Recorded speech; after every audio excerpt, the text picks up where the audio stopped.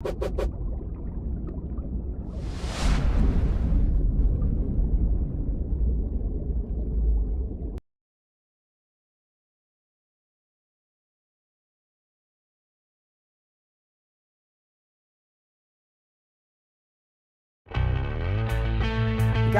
it's me. I'm back.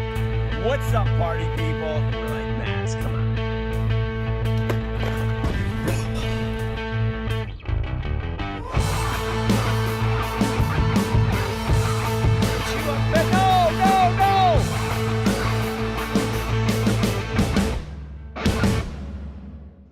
All right, this show is taking a turn for the.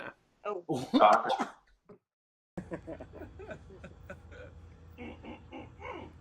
Sweep the leg.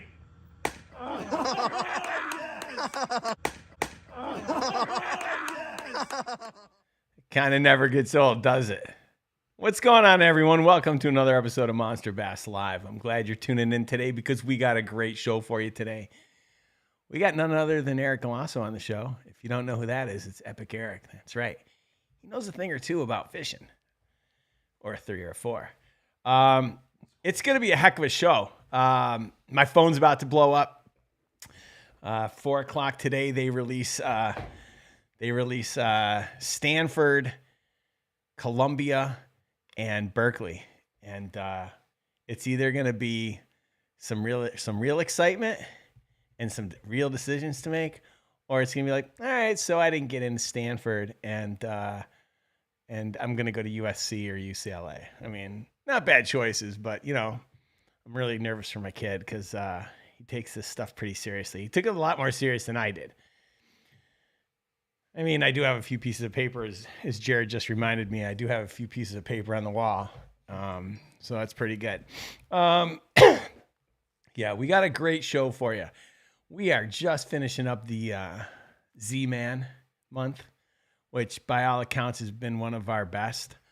I can't believe the reception that it's had, and I'm really excited about this upcoming month. It's the best of Monster Bass, and for those of you guys that don't know what I'm talking about, basically I thought, you know, we're coming off of 3 iconic months: Lunker Hunt, Strike King, and Z-Man. I thought, how could I follow it up? Because, you know, there's still part of the country that's really not fishing, and making a regional box is difficult when you can't really use it. So I thought, wouldn't it be cool if we did the best of? And I surveyed you guys, and I said, hey, tell me over the course of the last 4 years, what are some of your favorite baits that have been in the box? And let me see if I can get them again. And I'll try to put together the best of box. Because, you know, typically when we create these boxes, you got a home run, you got a couple, you know, you got a couple B's, and you got to have a couple C's. It's just the way that works. It's the economics of the ball game. And you know, as much as I love you guys, I do need to try and put food on my plate, or as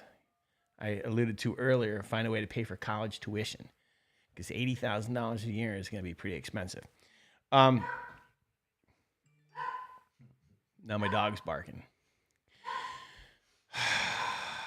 Jared, will you put my dog down, please? Sure. Which method? Yeah. Yeah, so as I was mentioning, I'm trying to put together this best of box. And so I surveyed you guys, and what are your favorite baits? What are the best soft plastics that we've ever had? And let me see if I can put together a box where every bait in the box is like killer.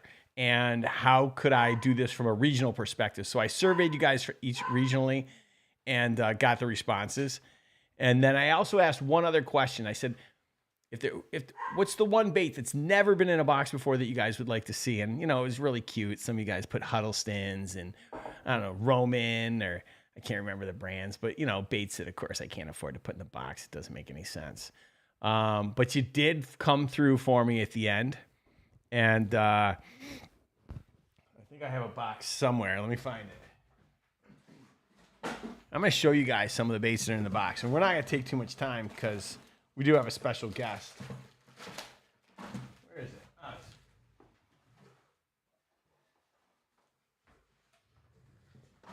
all right, here's some of the baits for you. So first and foremost, you guys said, what's the one bait that's never been in a box? And, you know, you guys showed up. You told me you wanted the Whopper Plopper. So I got you the Whopper Plopper, 2 different sizes, 6 different colors in each one. Everybody's getting a Whopper Plopper. What else is in there? All right, you guys told me you wanted some Berkeley power bait. We got some crazy like chigger craws. The Midwest clearly it leans towards Debo and the boys at Aggressively Average Anglers, because you guys wanted some of those baby D-bombs in their favorite colors. And trust me, Missile wasn't happy about it. They had to make, these are all like limited edition colors that they only made for us. So we got them to make a few more. What else? We got Gary Yamamoto's. We got X-Zones. We got Deep Creek Lures. You know, this jig helped Jason Christie win the Classic last year. Some of you guys are getting that. What else? There's a lot of good stuff in here. 300 yard spools of Trilene. I'm not going to go through it because it's kind of a waste of time.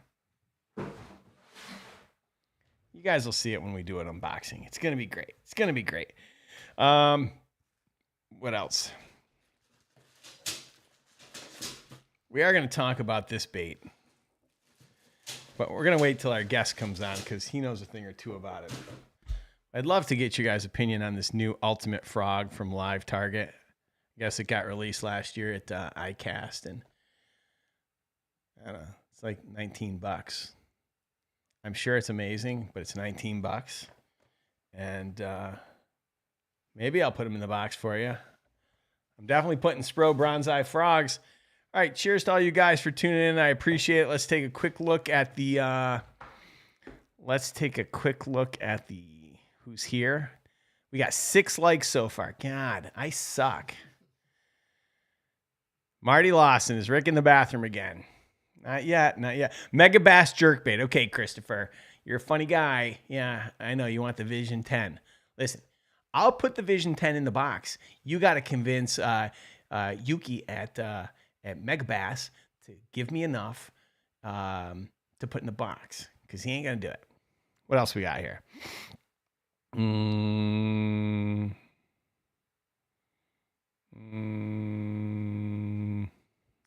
The Whopper Plopper in the gold. Okay. All right. DeBurley Hype Man. I talked with him yesterday. It was nice chatting with you for a little bit. What else we got?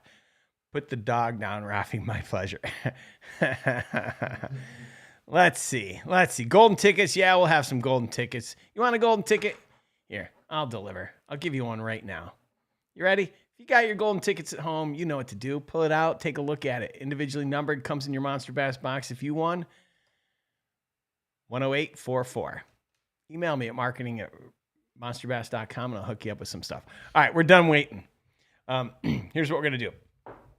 I'm going to let you control this, but let's not wait any longer because we don't get this gentleman very often. So when we do, I like to take advantage of it because I feel like a giant sponge is soaking up the knowledge. So let's give a big warm welcome to our guest today, Epic Eric Galasso. How's it going, man? Applause. What's going on? You got applause? I didn't even hear it. Yeah. That's amazing. I heard it for a second. Well, there you go. So how you doing, man? Man, I've been good, man. Slamming at work and fishing in cold fronts like clockwork. There's nothing like a spring derby where it's 70 degrees all week, and then come tournament time, it's northwest winds 20 to 25, temperatures dropping. I fished in, let's see, freezing rain, snow, sleet. Crazy, man. Crazy. Every single weekend. And this weekend, Sunday, another cold front. How about that? They canceled Saturday and they've pushed us to Sunday at Lake Kerr down in Carolina. Looking forward to it. So what does that do? So when it's one temperature all week long and then Thursday or Friday hits and it's totally different. What does that do to the fish? Depends on when you fish. So if the front moves through, right, that can turn them on. But then if you fish the next day and you get that bluebird sky and you get no wind or little wind, it's a tougher bite. It turns them off. It screws with their swim bladders. If they were moving up, they might back off. It makes them tough. They get sink tight to cover. So it's, it can be a grind. And I don't mind a grinder tournament. Somebody's always going to find some active fish though. So Sure. it makes the fishing a little bit tougher. So it interrupts their pre-spawn movements. They stick or they pull back. And so what do you throw in this type of condition? Man, reaction type baits. My tournament partner is a winder and a grinder. We're not going to sit there and shake a weenie worm or an Ed rig or look at a live scope and with our heads down. We're going to cover a lot of water and find active fish. We are winding and grinding, probably hitting 50 to 70 spots a day. Damn. That's a lot. Yeah. You're covering some serious water. 100%. 100%. High percentage spots, active fish. Love it. Not trying to tease them into biting. If they're ready to bite, they're going to bite. And it's all about feeding windows. It's timing as well in the spring. So I think pre-spawn is really one of the, I wouldn't say easier times to fish, but they should be in very predictable locations if you're on a bank or a boat. So I love pre-spawn. It's one of my favorite times to fish because it is all about winding baits at that time. So in the Strike King box that you put together, in the Z-Man box, you've got some key lures in there that, should really help people, especially the Strike King takeover box. So, okay. Yeah, man, I love it. All right. Well, we're going to get into some pre-spawn patterns in a little bit, but I mean, I don't know if everyone at home can see that, but he's got all these trophies in the back. I just realized I don't have any. I might need to get some. I don't know.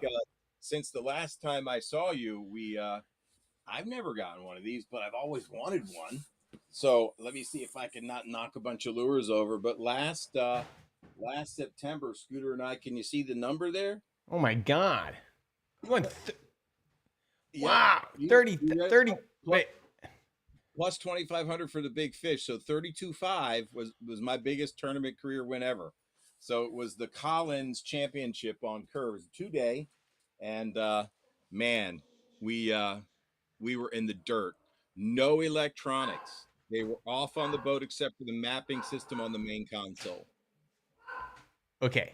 For those of you watching at home, I should get more likes just because of this.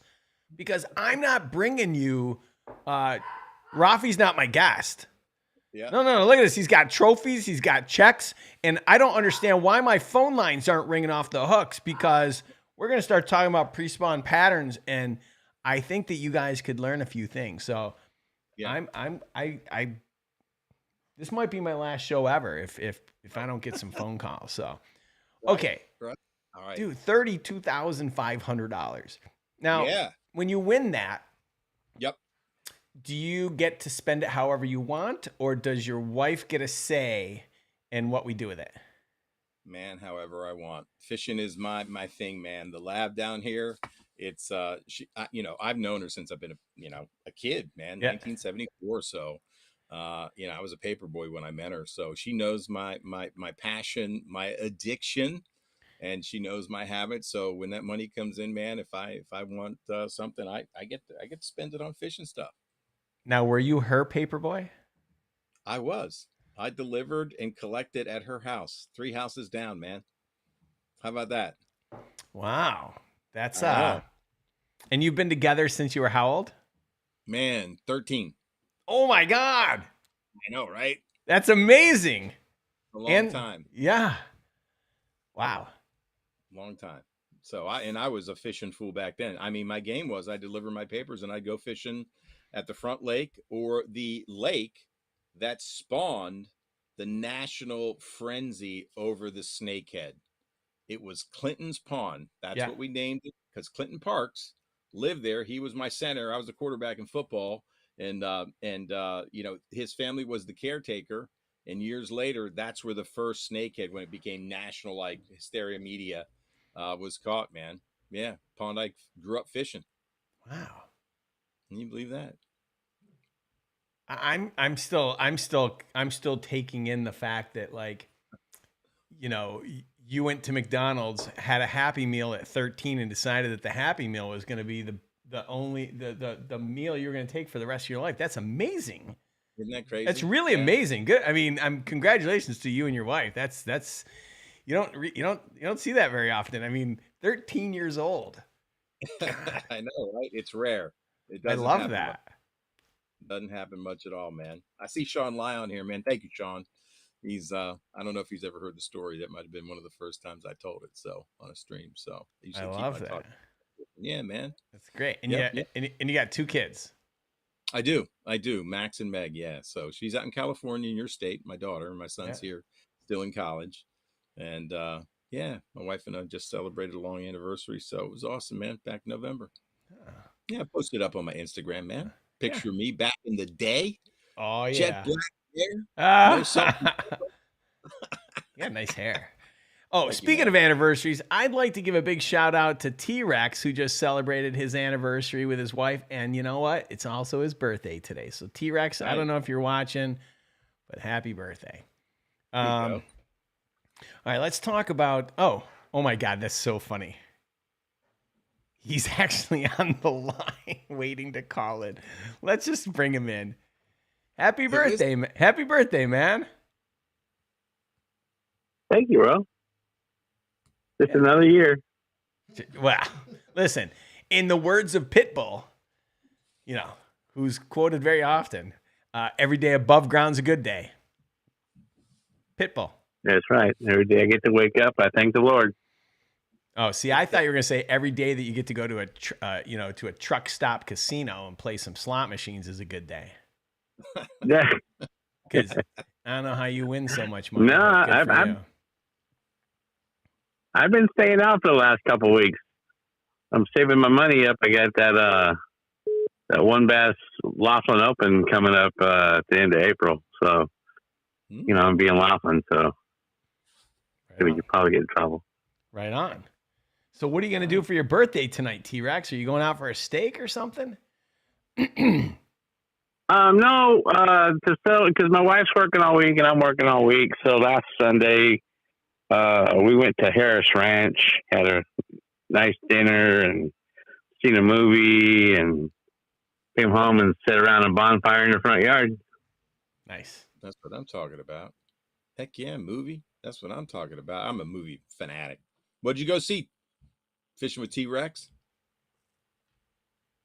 We went and seen, and I'm not going to give any spoilers, but we went and seen John Wick.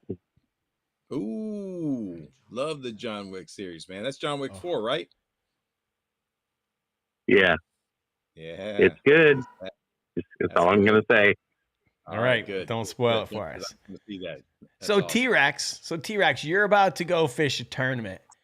And we haven't even gotten into our topic yet. I was talking about you and your birthday. I saw you on the hotline. I was like, oh my God, we got to bring him on. So it kind of threw me for a loop. But, I don't know if you saw earlier, he was holding up a check. And so. Oh, I've been here the whole time. I know. So I was actually I actually swelled his picture up just so I could see those beautiful trophies in the back and hopes that I can win one day. Yeah. So you want to ask him about the cheat code to win, or what do you need? Yeah, what is the cheat code to win? Yeah. He'll help you game the whole system. He's figured it out. What questions do you have for this guy? There you go. Good. Get to him. Well, I'm fishing Lake Mojave, and it's down at Laughlin. They're known for big smallies.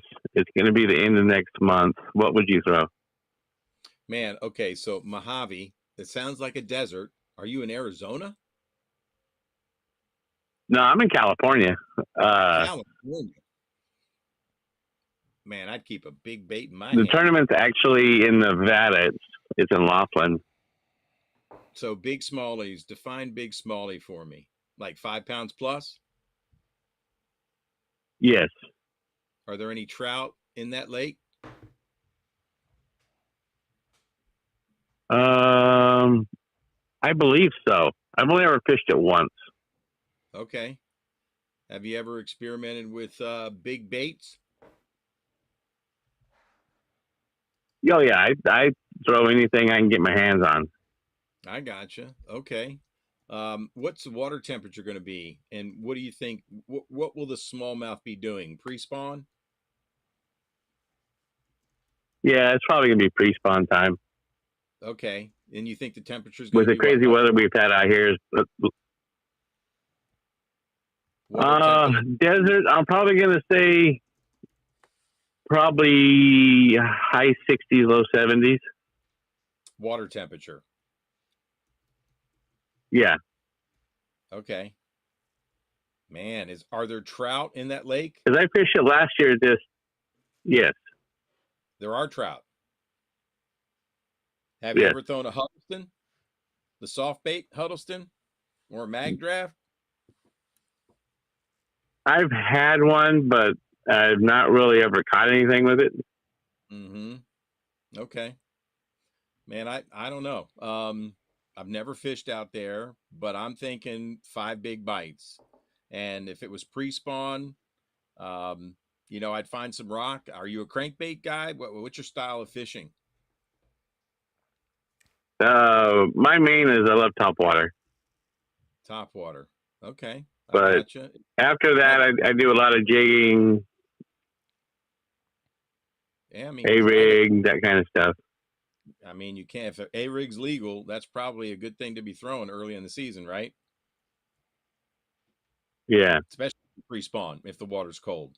I'd stick with an A rig or something that's going to attract a bigger bite and get you, healthy quick.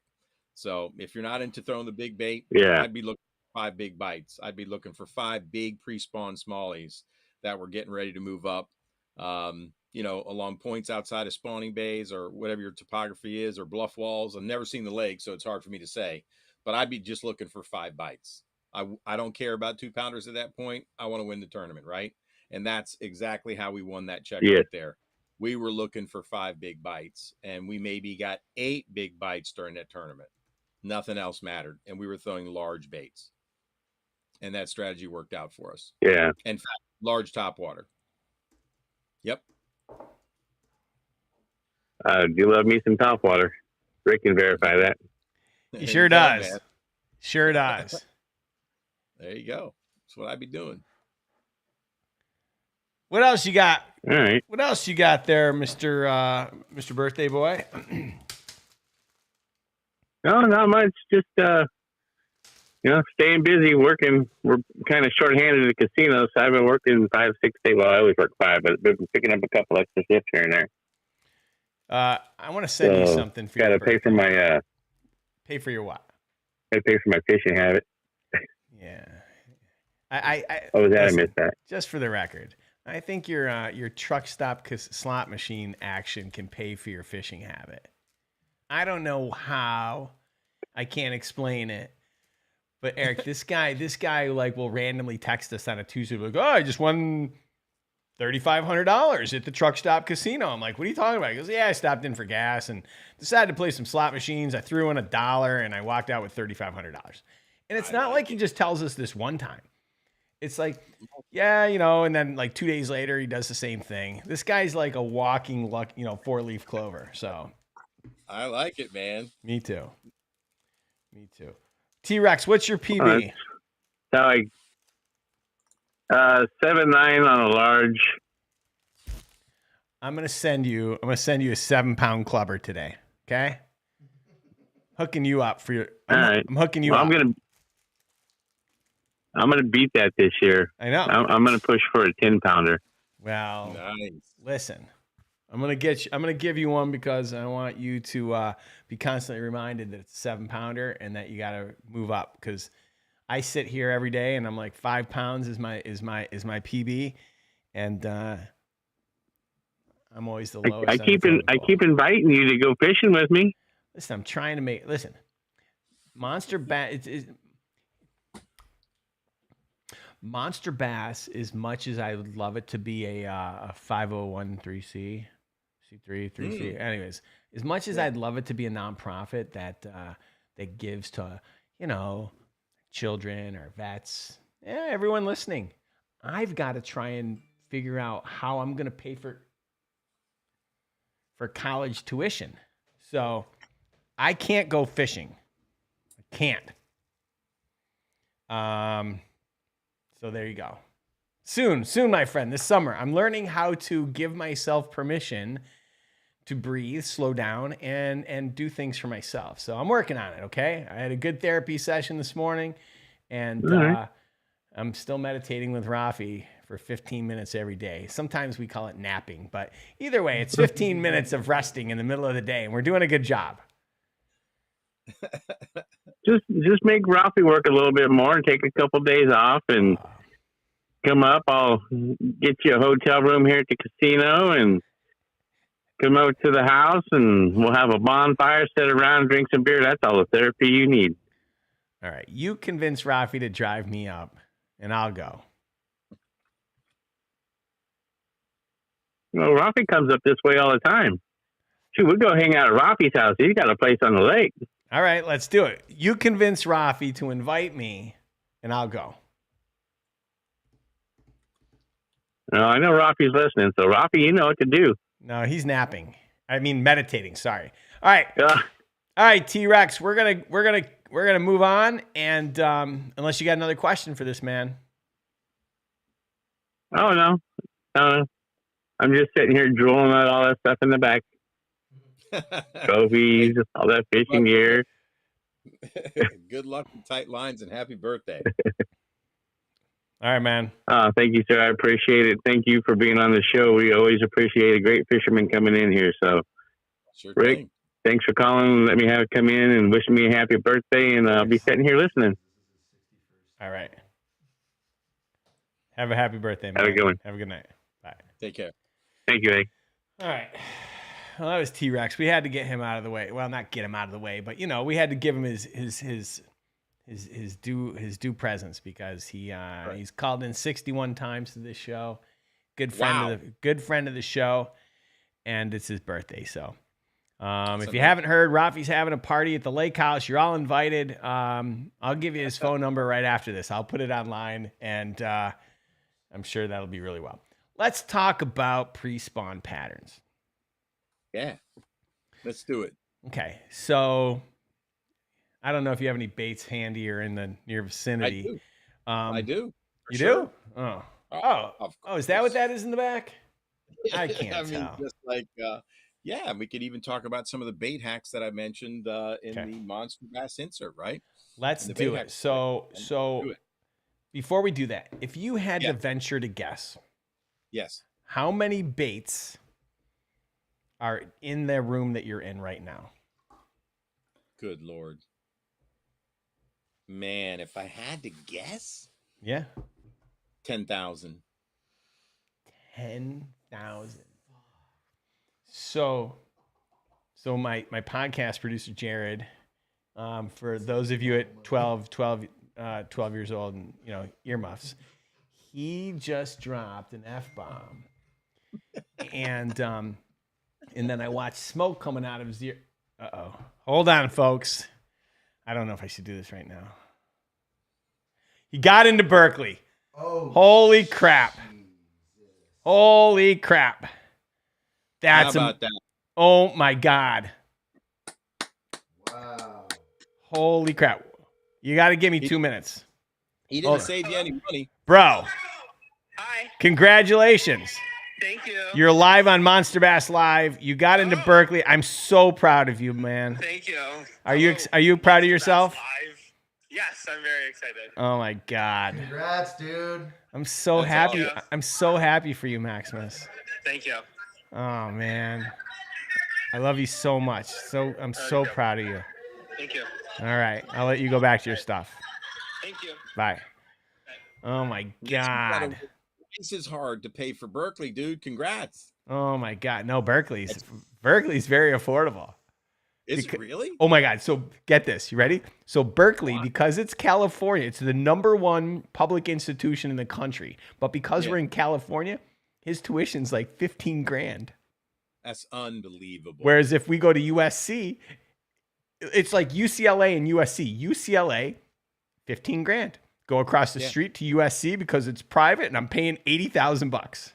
That's so crazy. And here's the thing: I don't think he's gonna pick Berkeley.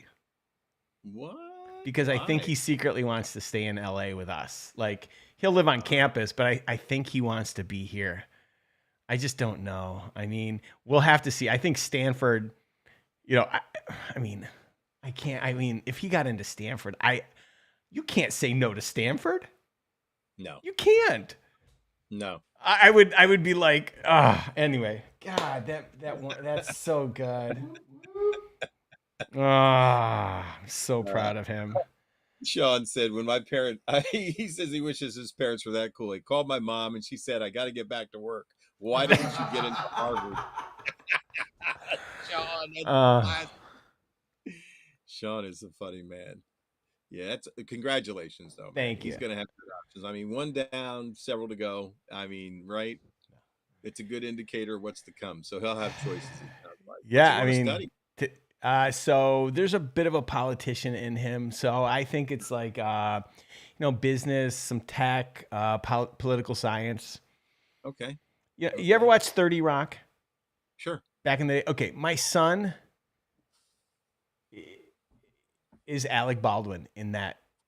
I got you. I mean, he is truly. I mean, that's just his character. That's my son.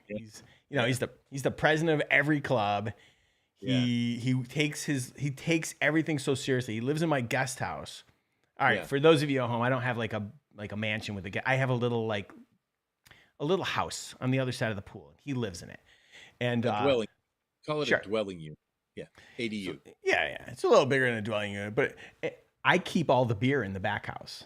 Oh. He doesn't drink it. I would have abused that thing so much. I would have had girls. I would have had parties. I would have had people coming and going. No, my son is like such an old soul, and so yeah, I'm so proud of him. Anyway, enough about him. Let's talk about pre-spawn patterns. Yeah, man. What you got? I'd like to know what you got. Like, I'm going fishing. What are what are the patterns I should be throwing? So right now where we are, most of the country, right? It depends on where you live, right? But I'll just break it down for where I live. Okay. Right? That water temperature is, high 50s, it's edging up on 60. The bass are going to start a move towards those spawning bays. I'm really going to pay attention to anything that has a channel swing bank close to a spawning bay. So deeper water that hits the bank, I'm looking for chunk rock. I'm especially looking for where chunk rock meets pea gravel, any type of a cover change, right? So I'm going to look for hard bottom, and I'm going to do one of two things. If the water's temps in the low 50s, I'm going to start slow rolling a big thumper style spinner bait. And if you've ever caught a 5-pounder, you probably caught them on a thumper spinner bait. I mean, there's a bunch of them out there. Strike King makes one. Mans makes a great one. The classic from Hank Parker. There's a zillion of them out there. But when I say thumper spinner bait, I'm going to put one thing on them. Put a red kicker blade on that thing. So big old gold, Indiana, Colorado, red kicker blade. Usually you get a lot of stained water this time of year. So I want chartreuse and white. I might put a small 2.8 or 3.0 swim bait on the back, so it's going to displace some water. You can put a grub on there. You can put a split tail trailer. You can put a lot of different trailers on there and throw a trailer hook on it. And I'm going to slow wind that around steeper banks outside of spawning bays. So any type of secondary point might be good as well before you go into a pocket. If you're fishing a pond, you want to focus on slowing down. It's a bigger meal for those pre-spawn females. So I'm not trying to catch the 1-pounders right now. Right. I'm trying to catch the 5 so I can get the license plate from Rick. Yeah, right? yeah. The 5-pound plus fish want a big meal. And what did you call it? What did you call that? The second blade, the red one? So it's a orange or a red kicker blade, Kicker blade. Okay. Yeah, the kicker blade. So the kicker blade, I don't know, everybody's heard of red crankbaits, red chatterbait, red. What is it about red? I don't know. The bass bite it. It works. And it shows up because they're fluorescent. These are fluorescent kicker blades, by the way. And so they show up in muddy water. They make them in orange and then red. So orange or red. No bad choice there. I always want a gold blade, and I want some type of a hot skirt, right? So all white, all chartreuse, combination white and chartreuse, whatever you want. And I'm going to slow roll that again. 17-pound test. I mean, you can go down to 15. It's a 1/2 ounce to a 3/4 or even a 3/8 if you're fishing ponds and it's shallower. So match the size spinnerbait to your water area. But that is accounted for me, and it works on tidal rivers, it works on lakes, it works anywhere. You better have a thumper spinnerbait pre-spawn in the spring when that cold, muddy water comes in, because you're going to get it, right? I mean, spring rains, man, and it can make that water cold. So a lot of vibration, you can feel it. And I mean, you're winding it slow, you're grinding the bottom, right? And the rod just loads up and you just lean into them, right? And in general, you prefer, is it across the board that you prefer the a gold gold blade? Always, always, because I'm generally fishing. I want to find the dirty water, right? Why do I want to find the dirty water? Either it's going to find me because it's everywhere on the lake, right? We fished Kerr last weekend. We came in third. We got option pot second place, and literally the entire lake was stained because the wind was chucking for 3 days straight. When prior that front moved in, we were kind of fishing during the front. Blast off air temp was 34 degrees. Water temp was 52, 53. We're fishing rock. Staging areas. A staging area can be deeper water outside of a spawning bay. 6 to 8 foot is where we found our fish. No giant bites, just a bunch of solid 2 3/4 to 3.5 pounders. So we were about a pound out of second and a few pounds out of first. So we were missing a big bite. We did not get that 5-pound bite. I did have one fish pull off on arguably one of the best baits this time of year. If you're not slinging a rattle trap, you're out of your mind. 1/2 ounce to 5/8 ounce to 3/4. This is the 3/4, and here's a little bait hack. Why did I drill a hole in that thing? I took out some of the weights to make it lighter. So bigger bait, not sinking as fast in shallower water. So bigger baits get bigger bites in the spring. I noticed you had a 2.5 square bill in your box, Rick. Yeah. Didn't you? Yeah. So that 2.5, everybody's all like fired up about the 1.5. I'm throwing a crankbait in the spring. I might be throwing a 4.0. Really? Yeah. Well, not what you're thinking. So, Lucky Craft makes a BDS 4. Strike King makes a 2.5. I think they make a 3.5, and I think they make a giant one too. But that 2.5 on average is going to get you a bigger bite. So that's a great bait to put in the box. I'm glad you put it in there. That's the one I would have tied on. I'd have a trap. I'd have a big square bill. I'd have one of my thumper spinner baits tied on.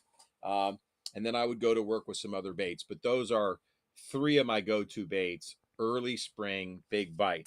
So for the trap, I caught the first 2 fish in the tournament last Saturday. It's a great conversation to have because we literally were faced with pre-spawn cold front conditions. If you're fishing this time of year, you're going to probably be faced with a cold front.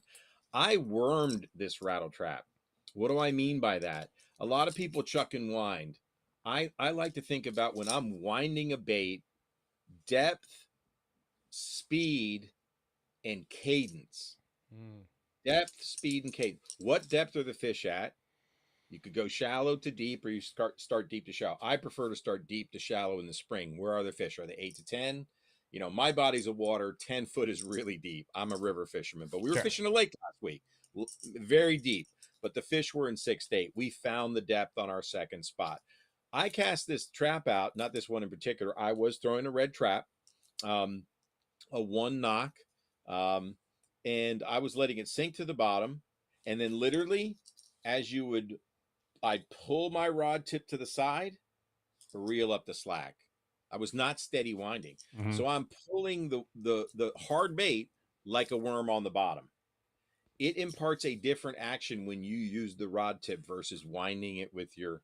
and I'm sweeping the rod slowly, and I'm feeling for hard rock or cover. Does that make sense? Yeah, And totally. literally, the bites felt like a worm bite. They didn't thump it. So I would pull, reel up the slack, and go to pull again, and it was soft. And literally, I caught 2 spotted bass almost back to back. I had a third fish thump it, which either means one of 2 things. Not a great color, so I did make a color change to chrome blue. I can't go wrong with chrome blue ever, right? So it turned out that was not the bait that they wanted. The color for our stained water was literally a chartreuse and brown back. It wasn't this bait, by the way. I'm just showing Sure. you the color combination. You can't go wrong with chartreuse in the spring. It was stained water, the bait showing up for them, and they did want a flat side bait. So that's the fourth bait that I'm going to put in play, a flat side. I think you had a flat side in your box, right? We did. Strike King flat side. Correct. I'm going to show you guys a trick to use with your, and I know I put this in one of the bait hacker sections. So this is a shad wrap made by Rapala. This is goldfish, is one of the iconic colors for spring bass fishing. I weight my shad wrap. That is, Rick, do you golf? I do. Okay, so that's lead golf tape on the throat of this crankbait. Why do I do that? Two ways to make this bait slow sink, suspend. I want it to suspend. Crankbaits float, right? So when I am worming this shad wrap, and I do that a lot, just like I did the trap, right?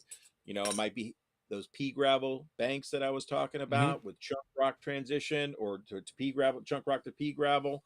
I'm going to worm any type of a crankbait I'm throwing. I don't care what you're throwing. I love a shad wrap, by the way, or a flat-sided crankbait. Go to for sure. Tight wiggle, tight vibration. Fish just respond. And by the way, they don't stop biting a flat-sided bait when spring is over. Right. Everyone thinks it's just a cold water bait. It is not. Right. But this lead makes the bait as I contact rock. So I'm worming.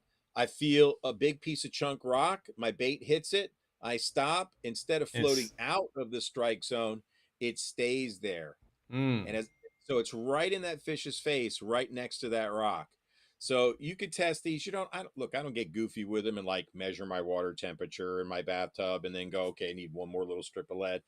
I look at the bait in the water. If it's suspending, slowly rising, or even slow sinking. Here's a little tip. How many people knew that when KVD was beating everybody's ass on the ledges, that he was fishing a sinking Strike King crankbait?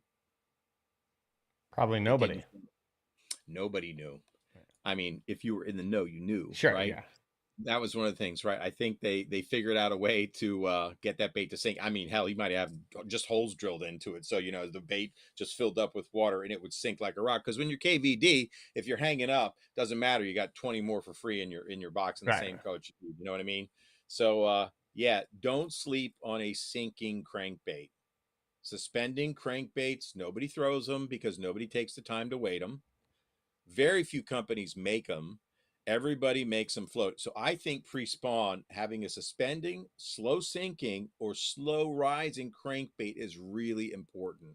Fish are lethargic. It keeps it in the strike zone. They don't see crankbaits suspended like that in their face. So you're getting a bait to depth, and it's staying in that strike zone. So. And you're just literally using the lead tape that you'd use for golf. That's right. Lead tape, and you can cut it to shape to the throat. If you really want to get goofy, you can take fingernail polish, like you can find. Sure. Hot orange. I've got a bunch of bottles over there. Orly makes them. Sally Hansen makes them. You can steal some from your wife. They make them in a zillion colors. They make them in literally shad patterns. They make them in hot fluorescent orange. And a hot fluorescent orange, as you see on the belly, is right there. And I could just continue it up. So hit it with a little, but they'll still bite it like that. I'm just showing you guys how I do it. You can also use lead wire on the back as another bait hack, which will give this kind of a rear weighting and make a potato chip like lure easier to cast because the whale, it is tail weighted, if that makes any sense.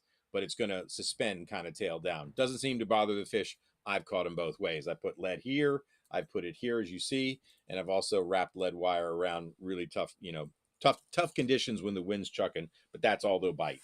So you must have a flat-sided crankbait. Potato chip crankbaits work. Flat A is a great one. The one that you put in the box, I think it was the square bill flat A. Strike King square bill, flat side square bill, wasn't it? Yeah. Yeah. Great bait. Great bait. No question about it. All right. Let's go to the phone line. Yeah, let's do it. This guy's actually in your neck of the woods. Who is it? Well, I mean, I don't know that he'll have to decide if he can say his name. I mean, he does have classified G14 clearance with the Pentagon. So, oh man, what? I know about it because my clearance level is the same, but let's see what he has to say. Yeah. Hello, sir, and happy belated birthday. We got another birthday. Thank you very much. Thank you for the shout out last week. Sorry I couldn't be on. But hey, I appreciate it. And yeah, I'm here in Fredericksburg, Virginia there, Eric. Oh, wow. There you go. Yeah, you are in my neck of the woods. Yeah, and I heard you talking about the weather coming up.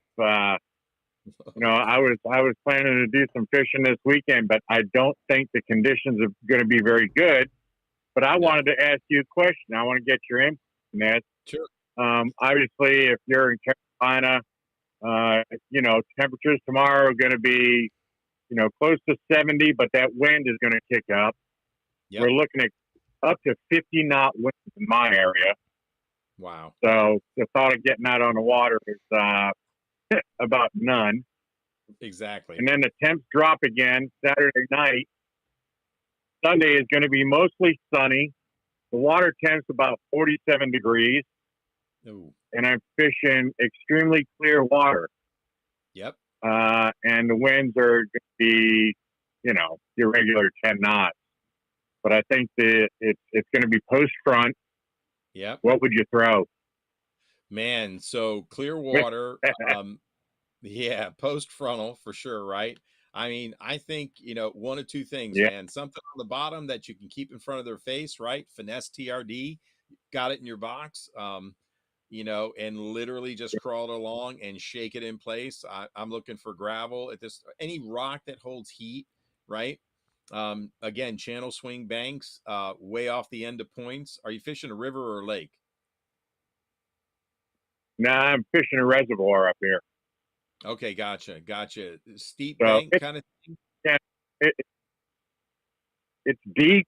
It's real deep. Not a whole lot of ledges, a few humps here and there, but yeah, we've been having a heck of a time getting stuff out of here. Man, have you thrown any jerk baits? And I think you got to downsize, right? Like clear water, light line. Don't sleep on light line. Typically, like it's really interesting. You know, Travis was on the show last week, and he and I had a discussion. And I was paying attention to one of his sponsors when they talked about the Canadians. You know, the Canadians can catch them. Gussie just won the Classic. Yeah. So don't sleep on Canadian advice, which I'm about to give you. I have cashed checks by downsizing my line from 8-pound to 7, and then I don't even think that's light enough. I think going to 6, you will double your bites, especially if you're fishing open water and you're not throwing it in a treetop. If you're not throwing 6-pound test, you really are cheating yourself out of bites. You will get a lot of bites. You can even step it down to 4. I think unless you're fishing a tournament and you care about potentially losing a fish, you will be amazed at the difference in terms of bite generation. And that goes for 6-pound test on finesse style jerk baits, whatever. I mean, finesse style crankbaits. There's a lot of JDM crankbaits that I like that are finesse style, and they make a bunch of them. Strike King makes a 1.0 square bill. Don't sleep on it. Rick, I don't know if it was in the box. And Brian Rand, thank you. It was the chick magnet that I was talking about. Don't sleep on that chick magnet. Hell of a bait. But this little crankbait right here, that's made by Norris. It's a crappie style crankbait. There's a bunch of American-made crappie style crankbaits that you can go to. Throw it on light line, man. I'm going to give you one more. Well, you know, go ahead. So here's the thing: the jerkbait bite was on big time about 2 weeks ago. Yep. And then all of a sudden, the spinnerbait bite turned on. Sure. And we were catching fish that had 8 to 10 inch alewives in their mouths. So they're looking for big forage right now. So I don't know if downsizing, I mean, if you pulled up a fish and it had an 8-inch alewife in its mouth, would you still downsize? On a cold front situation where the temperature dropped 40 degrees, you're damn right. I mean, 2 ways to test it, right? Yeah. Throw a mag draft freestyle in the pearl color, or some big, you know, 6-7 inch swim bait. if you're a glide baiter, or you can throw, a standard soft bait, a Huddleston in a shad, and slow roll that around, because that's my MO during the spring, man. I love a big bait in the spring. I just talked about a 4.0 crankbait, a big old thumper spinner bait with a shad trailer on the back. Heck yeah, man. But if the temperature dropped that severe and you're fishing the Bluebird Day, I mean, two ways to go about it. You can upsize or Yeah. downsize and see if it works. Yeah. Yeah. Very Don't- true. Well, how, Yeah, don't online size when it's tough, when it gets grindy, man. yeah, exactly. I'll use most of the time I'm throwing 8-pound test. I'll go lighter than that if I need to. But Sure. so yeah, I really appreciate that. Appreciate Yeah, that good. advice. But Yeah, one thing I want to add for Rick is Monster Bass Cares. Actually, we supported our first tournament March 18th and 19th in Georgia for Talking Rock Outpost. I mentioned it a couple of weeks ago when I called in and we were talking about it. They support vets going through PTSD and things like that. And they had a very successful tournament. We've gotten some pictures. I'm waiting on more to come in. And since then, we got a few other folks that I've gotten a few emails from Monster Bass customer service, and a couple other people have reached out to me independently. And I think that this is going to be a success. And I appreciate everyone, making the donations to Monster Bass Cares. I think it's really going to be a good thing to do. So that's what I got for today. Hey, thank you. And for those that are tuning in for the first time, you want to tell them what Monster Bass Cares is and how they can support this cause? Sure. So in the middle of the screen there, you see Monster Bass Cares. It's a Venmo code, so you can just jump on that. And this originated from people who were donating money through the Super Chat, and that money, not even half of it was going to where we needed it to go. So we found a different way to do this. This is all open and above board. Rafi and I have been working on this. We still got some other stuff that we're coming out with. But so this is a way for folks to donate money to support our veterans and first responders in supporting their veteran and first responder fishing tournaments, where we can actually send them Monster Bass boxes with products in it to give out as prizes for these vets. Whether it's like a raffle, a door prize, or part of their package giveaway for the tournament. It gets our name out there, shows that we support the veterans and first responders, and I think it's just a great idea. And I really appreciate folks donating. Well said. Thank you. We're happy to be a part of it. Anything we can do to give back to sorry, I'm having a moment because my mom's texting me and I'm just really proud. Congrats for your son. I'm just really proud of my kid, man. He works so hard. That's Yep. awesome. You should be. Thank you. Yeah, Good job. I'm really happy that we can be a part of Monster Bass Cares, and that we can give to people that give and sacrifice so much just so that we can have the very freedoms that most of us just take for granted every single day. Like literally every single day. And we like to shit on this country, and we like to talk about all the stuff that we do wrong. And you know what? We're not perfect. Nobody is. We make mistakes just like everybody else. But you know what? These guys these women and men, they do exactly what they're asked to do. And no questions asked, so that we can live here in this country. And for that, I'm very grateful. And if I can give back in any way, makes me really proud to be a part of it. And that's why I think that, what you're doing and how you're going to work with Rafi to build out this program is really special. And thank you for spearheading this with us. That's awesome. Yes, sir. Problem. Glad to do it. All right, man. Well, listen, I'm going to, All right, bud. I'm going to let you go. And thank you very much for calling in, man. Yeah, man. Thanks for the questions. Good talking All right, to you, man. thanks. You got it. All right. All right. You too, buddy. All right. Bye. All right. Yeah, man. Bye. All right. I think we got one more. We got another caller. He's been waiting 20 minutes to ask you questions. What? Yeah, 20 minutes. What do you know about this product? I don't know about it, man. I have not seen the Ultimate Frog yet. I feel like Live Target was one of those brands that came out, and when Grant, I think it was Grant, right? Grant? Yeah. Yeah, when Grant started, it was like they were doing some special stuff. And then, Yeah, you they know, were- as companies do, they got to try and make a lot of money. And so then Yep. the They- soft smelt and Yeah, yeah. the sunfish came out, and, you know, and then they sold to Mustad, and we'll see what Mustad can do with it. Hopefully they can revitalize this brand. We can talk about this thing a little bit later. But That's right. before I we mean, do, their frog was dynamite. I have caught a ton of river fish on their frogs. yeah. My frog, man. Right material, right hook, right Totally. profile, right action. Just it's a slayer.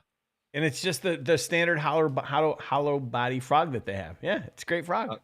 100%, man. Yeah. I wish they stopped making I wish they didn't stop making the blue the way they made the blue.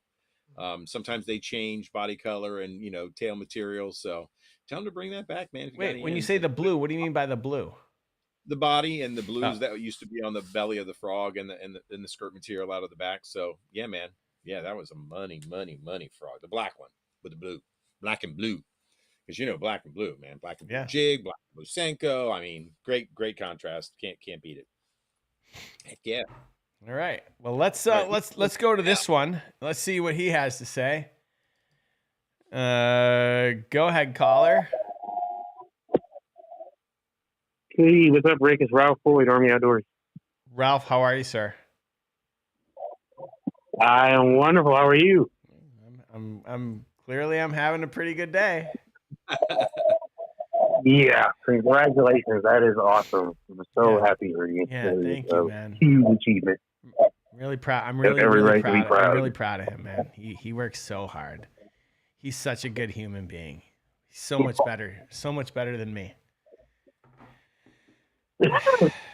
No, you are awesome. You all that you do and everything you do for veterans, first responders, and all that. That's what I call good karma.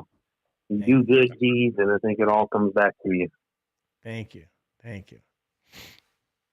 I was feeling good, and then Sean Lai brought up the old fat bastard frogs, and commonly known as one of the two biggest mistakes I've ever made in terms of putting product in the box. I put a fat bastard frog, and I put a scatter shad. God, if I could take those things back. I'll never forget. I'm sitting there and I'm listening to Davey, and he's like, yeah, Mustad's got this bladed jig. It's called the scatter shad. And I'm like, I know nothing about it.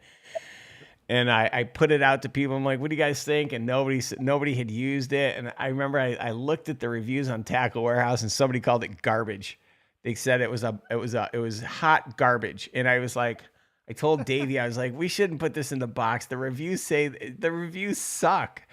And I was like, and Mustad was really like, you know, wanting to develop this relationship with us. They want me to standardize on Mustad hooks for all our baits. And I said no, because I want a BKK. And they gave us this price, and I remember saying yes. And I still have like 2,000 of those things in my warehouse that I couldn't give away if I tried. Like, I just list them as like, here, you can have them for $1.99. Just take them. They're just taking up space in my warehouse. But you know, what can you do? On to bigger and better things. Do you have a question, Ralph, for this man that has like 10,000? Yeah, of course. So I'm done talking. Go ahead. No, I was just like tons of questions after going down there for the Classic this weekend and watching that unfold. That was awesome. But I guess the question would be like, so I fish a small lake on the base I'm on, about 80 acres, void of structure, as in docks and buildings and anything like that. Water, grass, and a couple of stick ups here and there, but then we had our fall spring. I caught 5 fish, and then I caught another one just yesterday, but I prefer to power fish. Yeah. And the one yesterday was on the money badger. But how do you like force yourself to slow down? Yeah, right on a shallow. I got up in a cove and just shot it straight down the middle, where I Yep. knew there was like a rise and flow of the grass as the summer goes, and pulled a little 1-pounder out of there. But this year I want to focus on fishing more slow and making myself fish slow as far as worms and Texas Sure. rig, drop shot, things like that. So Yeah. like any tips for that, for like I guess part of it for me is the patience aspect. Like I just got to keep moving. So when I'm sitting there just up I'll and give down, you. it's kind of, Yeah. I get a little fancy sometimes. So I think maybe I'm working it too fast. I get it. I get it. I get it. I think a great thing for you to put in your hand and only take one bag and a pack of wacky hooks. And I like a weighted wacky. This takes care of the and I brought them out. There's a lot of weighted wacky heads out there. You can find them, or you can make your own. So this is a weighted ultra wacky head. There's a ton, and this is a weedless version, 1/32 ounce. You can weight a wacky worm, and what I want you to fish is a wacky Senko. Any Senko style bait, Okay. because it's got salt in it, it's going to help it. But the weighted wacky head is a great way to get the bait down, and you can kind of be active with this presentation. It is a great way to catch pre-spawn big females that are moving up to the bank. The bucks move up first. That 1-pounder that you caught maybe is a buck that's moving up, and the females that are going to spawn with that buck are not far behind. So the weighted wacky is you can cast it out to any area where you think a fish is going to be holding. And 80 acres, I mean, you can cover a lot of ground walking around the bank doing that, right? Well, I'm on a boat, so Oh, you're in a boat. Oh, well, 80 acres, you can fish a lot of that. Well, that's Yeah. great. That's great. So, again, if there are deeper areas or shallower areas or spawning bays, the banks that get the light first, right? They're going to be the warmer banks. Those are the banks that those fish are going to spawn on first. yeah. But the weight wacky is I cast it out as that bait is sinking. I'm shaking it. I'm shaking my rod tip on a slack line as the weighted wacky is sinking. And then once I think it hits the bottom, I'll pause it for a second and pull it back up, just a straight pull back up, and then Okay. shake it on the way down. You can literally make a lot of presentations, and they are a sucker for a 5-inch Senko weighted wacky in the spring. You can make your own weighted wacky. You can clip you can get at Bass Pro Shops. There's my favorite wacky hook. They sell it for fly tying. It's the Gamakatsu B10S Stinger. It's a Sprout style hook. It catches them. Mustad makes they make a hook like that now. VMC makes a weedless wacky hook like that, built on that same style hook. But you can just crimp a split shot on the front of the nose if you want to weight it. That weighted wacky technique originated in Japan, and it was called inchi wacky. Inchi wacky. Inchi wacky? Wacky, and the flick shake work made by Jack Wolf was made for that technique. Weighted wacky. Shin Fukai, watch the video on YouTube about Shin and how he fishes the weighted wacky. Gamakatsu makes an ultra head. That's a weighted wacky. It's got titanium weed guards. Lots of weighted wacky, but weighted wacky. That I don't want you to have to wait for a wacky worm to, fall slowly through the water. I want that thing falling, but you're actively shaking it on the way down. Does that make sense? Not on the way up. You're shaking your rod tip way down, and then you're making lots of presentations. What depth would I go to? Yeah, 5-10 feet off the bank. So that's a way to get you fishing worms, if in a soft plastic, in a presentation that you can cover a lot of ground and you will catch them. I put a lot of tournament fish in the boat, along riprap banks, along channel swing banks, in spawning bays where the bucks have moved up, and I'm catching 1-pound bass on laydowns because the bucks move up first, making the beds before the females get there, and the females are under the boat. So just back off if you're catching smaller fish on the bank, because that's coming up soon. You'll know the transition when you start catching smaller fish near the bank. The females are right off, waiting to come up. Weighted wacky, man. That's that makes sense from last. And the That other makes thing sense you from can last do, year, yeah, because it will be. Yep. The other thing you can do, which is fishing slow but fast, is a power shot. I don't know if you like to, if you're a bait caster guy, you can rig up a drop Mm-hmm. shot on a bait casting rod. You can put a heavier weight on it, and you can literally plow that thing anywhere you want to, and you can make a lot of presentations doing that. So that's power finesse, in my opinion. You fish it faster, you fish it power, heavier gear, make the presentations, and do it that way.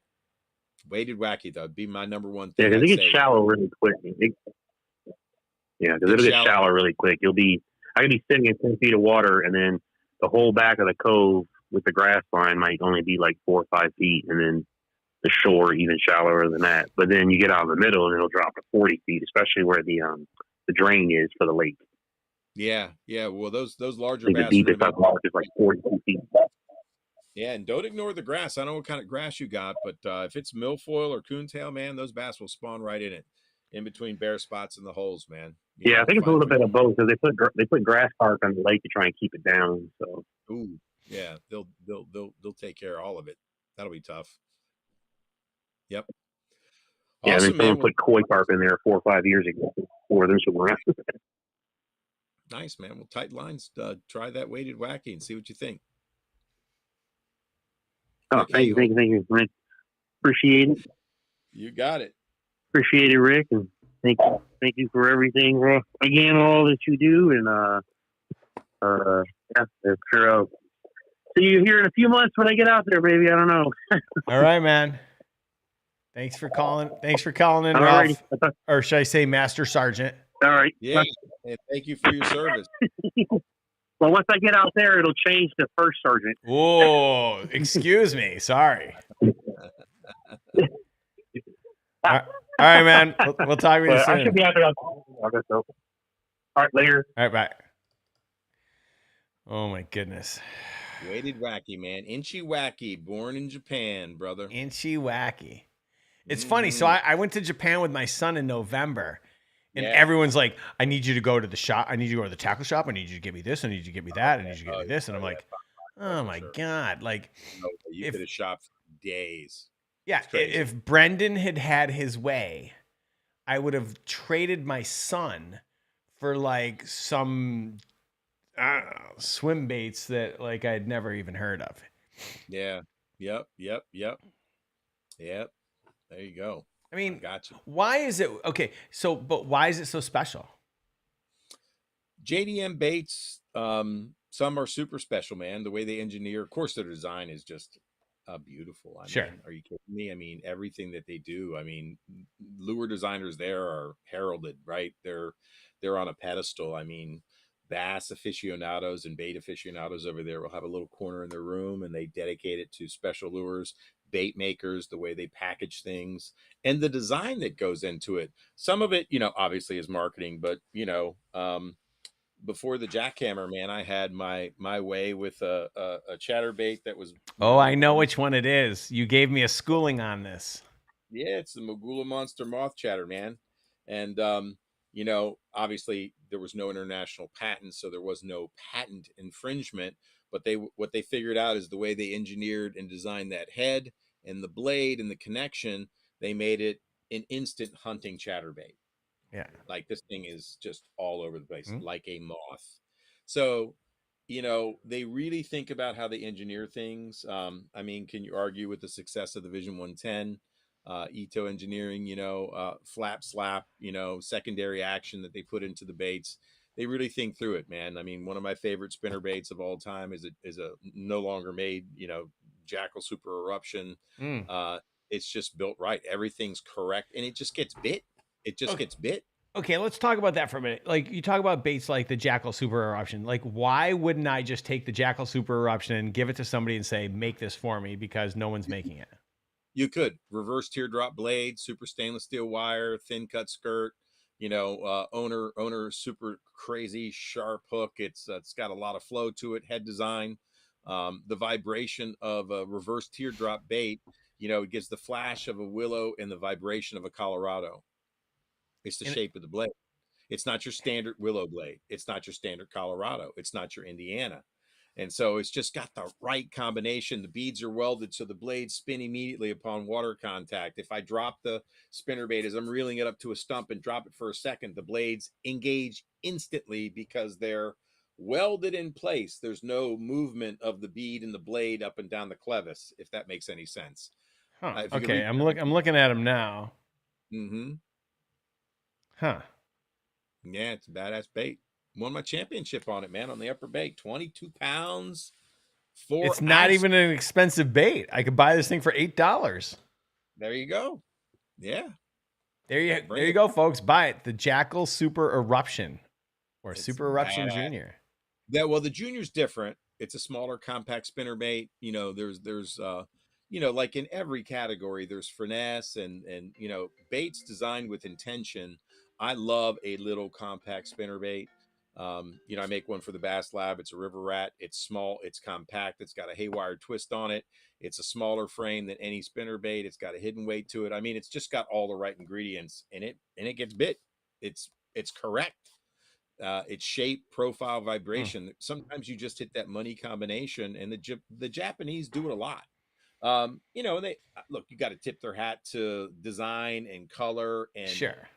sexiness. I mean, that catches bass fishermen. And the allure of I can't get it here. Right. Sure. It's exclusive. Bass fishermen are suckers, man. I'm the biggest one of all, and I'm talking to you from a room full of stuff I've been collecting. But there are baits that are special that no other bait does. I mean, they're bladed crankbaits. I think they were the first to put a blade on a crankbait. The hunting action, and I put it up against my buddy had on the water experiences with Pete Gluzik from the Bass University. He's throwing a regular Z-Man, no jackhammer at the time, and I'm throwing my my Magula Monster, Imakatsu chatterbait, and I'm literally whipping his ass from the back of the boat, and he's throwing at the laydowns before I get a chance to throw, and I'm coming right behind him and catching him. And he literally was like, I've had it. Give me your rod. I want to throw this lure. And 150 yards, he caught 2, 3.5. And we looked at each other and said, sometimes it is the bait. A wattle bat against the -1, my buddy Bob Cherry. I literally saw the fish come out of the laydowns, and he took first cast on every single prime lie. Too many experiences. I did it with the Super Eruption with him. I was crushing him, and he's throwing his leverage spinnerbait at the time, and he picked up a classic, man's classic, iconic spinnerbait. Just couldn't match it, man. And I mean, maybe I had a little bit something going different on depth and speed. Don't know, but I don't think so. Sometimes it is the bait. Not saying all the time, but sometimes it is the bait. Vibration, profile, depth, speed, cadence. There's so many. That's the magic of bass fishing. And the Japanese, I feel, put a lot of design and magic into their baits. And it's all about belief. If you believe it's better, it is. Sure. If you want if you feel good, it's listen. I just had this conversation with my son about I remember when I bought my first pair of really expensive shoes. I think I bought a pair of Allen Edmonds, the classic, and they're heavy and you put those on and it just, you walk differently in them. You feel differently in it when you're wearing a suit than you do when you're just wearing 100 and whatever. No doubt. Yeah. So, and if you think it, you feel it. Right. And so, yeah, I get it. If you're his belief, right? And a lot of times when I'm team fishing, I'm fishing behind a really good stick. We're team partners, but initially I might've been in a club. I'm on the front of the boat. I want to have something unique. And that's just me. That's what drives me. I like to find something different. So there are a lot, and look, I'm a balsa nut. And so all the great balsa, in my opinion, is made right here. The balsa makers are right here. And you're starting to see the chick magnet. That's not a plastic design. Right. That's a design that came from East Tennessee. Yeah. The Fritz side, that's from the mind of David Fritz, who was born in balsa. I mean, David, the DT. I mean, is that a David Fritz design? I think it is. Yeah, for the sure. best balsa it's ever made. Production, not from Japan. Painted. Well, I mean, it's not an American company, but Finland or whatever. Yeah. Initially. But so there's a lot of great plastic production baits that are made right here in the good old US of A. We talk about it. Some companies are still using the soft plastic that I really like, gives it a softer sound, maybe mimics wood more. But there's a lot of brand new baits that are made in China that just freaking catch the fire out of them still today. So, yeah, I mean, again, you don't have to go to Japan to catch them. You can catch them right here good old stuff that's made in the USA, man, or made in China, sold in the USA Sure. under a USA label. You get it. Yeah, totally. I'm not a Japanese snob. Don't Yep. believe me. There's a lot of American baits in my hands every time I go fishing. Get it. It's from all over the world. I mean, lots of different designs. You know, who knows where they're making them? But the balsa that I buy, made right here. Love it. Let's go to Texas and take a call. What do you say? Yeah, let's do it, man. This guy looks like he's never called before, so I'm excited. All right, go ahead, caller. Where are you from? What do you What's your mean I key- never called before, Rick? Who is this? I called you. How you doing, Rick? Who is it? This is Robert. Robert. Ghostweek. Yeah, Ghostweek, Texas. Robert Barnes. How's it going, man? It's going good. I enjoy your show. Thank you for supporting the veterans, man. You're very welcome. You're doing an awesome job, man. Thank you. Thank you. Hey, I got a question for you. For me? All these boxes I've been getting from you, the baits I don't use, what can I do with them? I mean, Donate them. you could go down to the, well, first of all, let me ask you why you don't need them. Great question. Because I don't believe those work in these Texas lakes over here. Is it because it's not a technique that you typically throw, or you just don't think it's the right pattern? Both. Both. Okay. Yeah. Well, right now our Texas lake on the west side of 35 is very low. Like one lake is 20 feet low. And some of them 15 and everything else is really low over here. Okay, so give me an example of a bait that you don't think you can use on it. I don't use chatterbaits. I use the rattle traps really good, and the beetle spins, umbrella rigs Okay. for the stripers. The last box you got me, I'm not, trying to super complain your boxes. These baits here in Texas, we don't use these. What don't you use? Well, I don't use the chatterbait. Okay. And you don't use the chatterbait because The it's other just one- not. Let me ask you this: you don't throw a chatterbait because you haven't done it much, you don't feel confident with it, or you just don't think it's going to catch fish. The first part, I don't feel confident because I don't use as much. Okay. But Eric, the other baits are really good. all right, Eric. Man, what would you say? try to fish that rattle trap that chatterbait just like you fish your rattle trap. You can yo-yo that.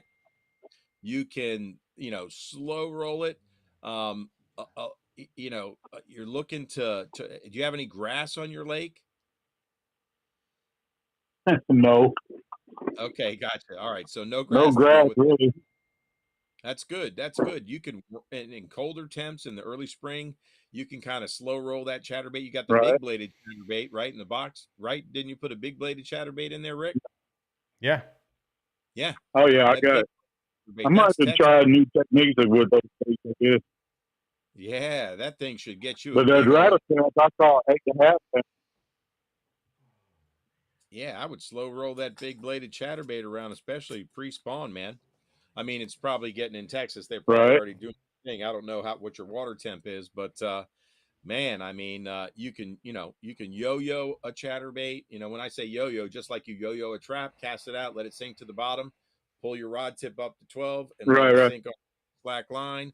You can worm that thing along if it's colder temperatures. Lots of ways. And listen, when you're fishing a chatterbait, when I'm fishing a spinner bait, a chatterbait, a bladed bait, I'm putting a little bit of rod tip action in, so I'm reeling steady, and then I might give it a pop, and that'll make that spinner bait speed up. The blades will flare, and I'm pausing for a split second.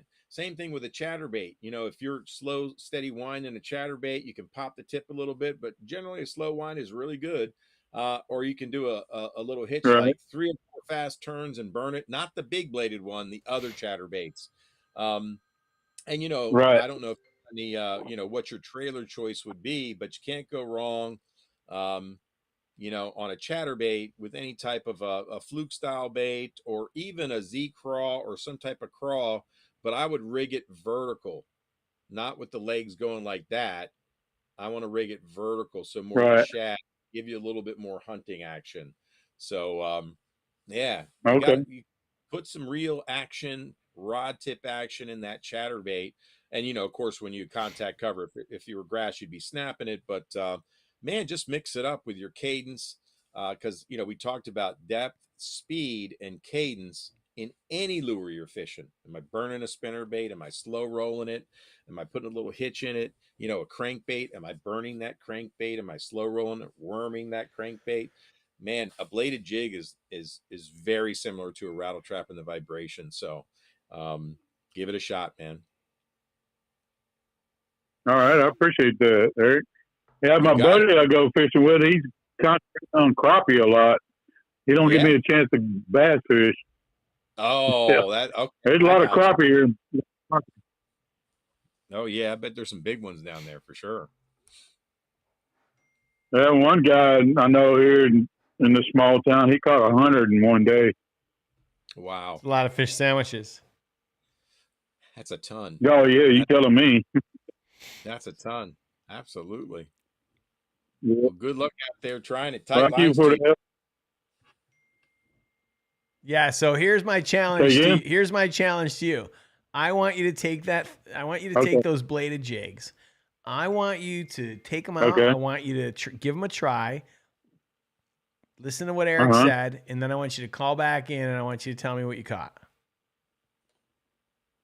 Yeah, it won't be any time soon because we don't go that often because we work and the lake level is, like I said, low.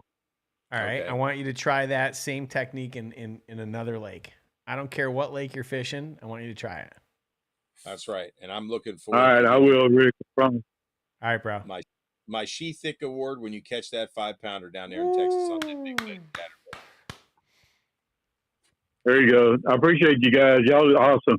Appreciate you, You man. got it. Thanks for your support. Rick. Love you, man. Thank you. Take care. All right, let's do, man. Thanks.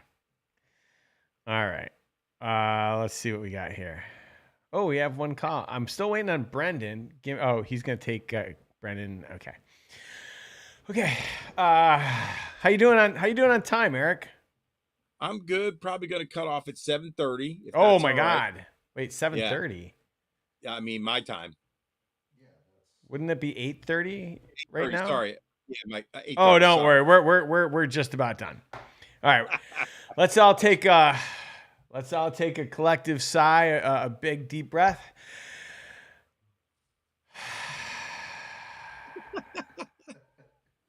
That's good, man. That's good.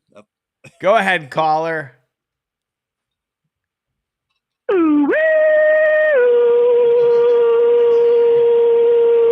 It was officially the Exposed week at the forum this week. So just know they had the old rock group Depeche Mode at the forum. They were sold out. It always warms my heart to see these old bands come to light. And lost one of their lead singers, I guess, through COVID last year. But they tell me the guys put on a good show. I talked to the production manager there, and it was a crowd of crazy people. Oh. But the rain is still falling. Of course, it's raining again today here in Los Angeles. But man, oh man, Rick, we got the man himself on your show. You know, Mr. Gammett loves himself some Epic Eric because he knows baits like I love the baits that he knows.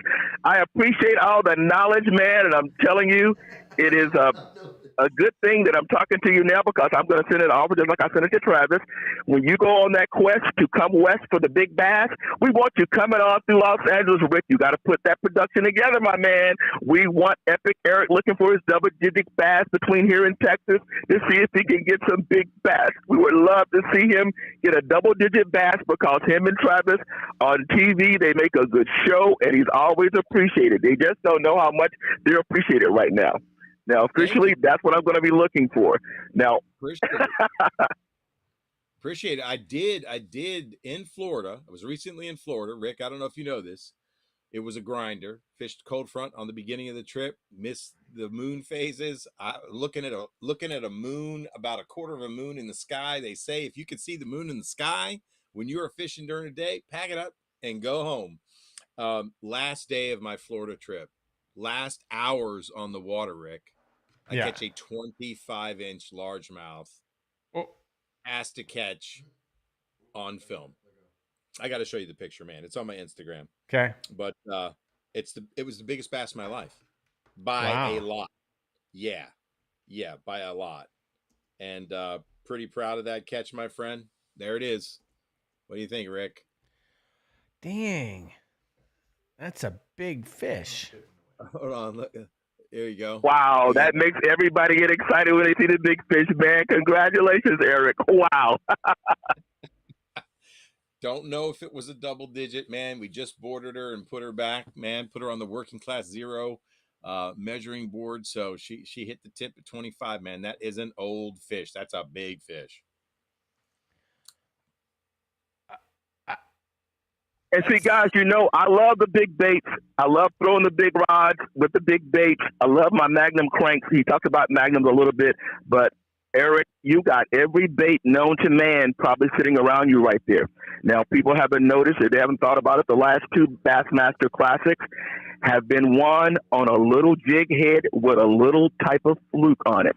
Now, Eric, can you show one of those little jig heads you got around you? Because Rick has put out a box with Lunker Hunt, Strike King, and Z-Man with a fluke-style bait in the box that anybody with a little bit of knowledge should be able to put a little jig head or a jig head type hook on that thing and do a little flutter hook and get yourself some fish in those pressured waters. Officially, Eric, can you pull one of those little jig heads out and show what they've been catching those bass on? When Gussie went deep to get fish on that little jig head, it's the same type of technique that Jason Christie used to get his fish that's close to $600,000 have been won on a little jig head and cashing a check. Man, that is just the most amazing thing you could actually ask for when you see somebody catching fish and other people can't catch. Mr. Gambit, just out of curiosity, that man, that's for sure. How much cardio do you do? Guys, I'm in shape. I put in the work when I need to put in the work. Trust me, God is not going to give me a suffering death. I know when I go, I'm probably going to go quick. I've already told my kids I'm probably going to talk and enjoy myself to the last moment. Just know if I die on some white sandy beach with a Mai Tai in my hand and a hot chick beside me, I'll die happy. You're the greatest. You're the greatest grandpa on the planet. If I wasn't fishing lobster, I'd be throwing that jig head right there. It's a screw head. So I'm going to turn you guys on to something. So if I'm not live scoping fish, right? If I'm not live scoping fish, I'm going to throw an Okashira screw head. What is a screw head? Screw head is, there was a guide, I think he guided in the Lake of the Ozarks, I think. But he said if he had one lure to put in a person's hand to catch them fish, it was a screw head. A screw head has a blade behind the head, right? That's Okashira, they make it up to 1/8 of an ounce, or I think 3/16 is the heaviest you can get it in. But that hook is it's a badass hook. Anyway, they make a lot of screw heads. I think Northland Tackle made the original screw head. It's called the Whistler jig. The Whistler jig. And yes, they put a little fluke style bait on the back of that. And I got to tell you, it's a fish catcher. It is the ultimate in finesse. So if I'm not looking at them on a live scope and I just want to cover water, a Whistler jig, Okashira screw head. Don't know who else makes a screw head, but this is one I like. A little swim bait on the back, like a spark shad. Megabass makes it. It's a tiny bait. It just gets bit. So Mr. Gambit, I think that's your name. You got game when you're talking about that. It sure is a bait that produces. But in fairness, those guys were looking at those fish, man, and that's not the way I want to fish. That's just a personal thing. I like to grind. It takes out the magic of fishing for me. I like to cast towards targets, not know what I'm going to get, or grind on some rock or grind off a point and hope they're there. Anyway, that's just me. I know, my man. I know the secret's out. That's the only reason I'm talking about it today is because I saw another guy catch a big-ass check with a little jig head, and I said, all right, the secret's out of the bag.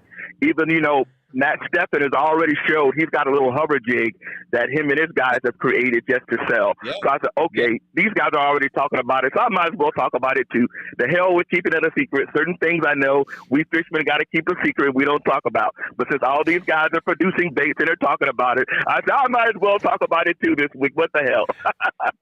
That's exactly. You're hired. Right. You're now in charge of product development. Good stuff, man. Good stuff. Mr. Gambit, good work, my friend. Good work. You know what? You did throw all me right, guys. That's what I'm saying. You know, I love what Monster Bass is doing. You are my favorite guys. You got the best guy who knows about baits online. And I'm telling you, man, open invite to come to California for the double-digit bass. I'm on my quest still to get to 13 pounds or more bass in the next few years. So that's my quest. All right, man. Take care. Gotta go. Love you. Love you too, man. Oh, my God. I have the best audience ever. How about that? He's so good. I don't know. I mean, he's a grandpa. That's crazy. Doesn't sound like one. No, doesn't sound like one. And when he starts, I mean, I don't know if he's got oxygen tanks just flowing in the room because he's got a motor, man. That's amazing. And the thing is, he's so knowledgeable. He's got so knowledgeable. Like he keeps up with all that. It's so good. Let's take hold on. Before we take our last caller. Yeah. I got to do some golden tickets. I